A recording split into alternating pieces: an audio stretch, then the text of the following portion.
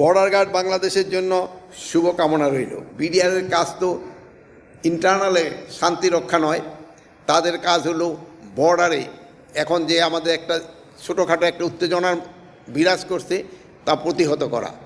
এই জন্য ফরাদ ভাইয়ের কথার উত্তরে আমি বলছি, আজকে সকালেই কিন্তু বিজিবির মহাপরিচালককে আদেশ দেওয়া হয়েছে যে ইন্টারনাল ডিউটি বন্ধ করে তুমি বর্ডারে তোমার ট্রুপস মোবিলাইজ করো। বিজিবি এবং বিএসএফ একটা কিন্তু বড় ধরনের একটা ডিফারেন্স আছে।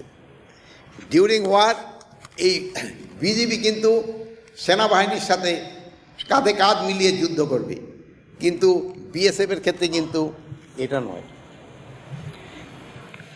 আমাদের যে আমি লাস্ট যে অপারেশনাল অর্ডার, যেটা আমি I was also one of the member, ওইখানে কিন্তু স্পষ্ট লেখা আছে বিজিবি একটা ডিভিশন প্লাস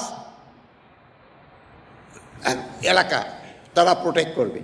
আর আপনারা সবাই জানেন বিজিবি কিন্তু প্রথম সারির যোদ্ধা, যারা যুদ্ধ করতে করতে আগাবে, আবার যুদ্ধ করতে স্ট্র্যাটেজিক্যালি ডিফেন্স নেবে, তারা কিন্তু পিছুপা হবে না। বিজিবি যে 4টা ব্যাটালিয়ন আছে, যে শুধু ঢাকার জন্য, এখন কয়টা আমি জানি না, এই 4টা ব্যাটালিয়নের কাজ হলো ডিউরিং ওয়ার ঢাকাকে প্রোটেক্ট করা। যেহেতু আমাদের যে সৈনিক সংখ্যা এখনও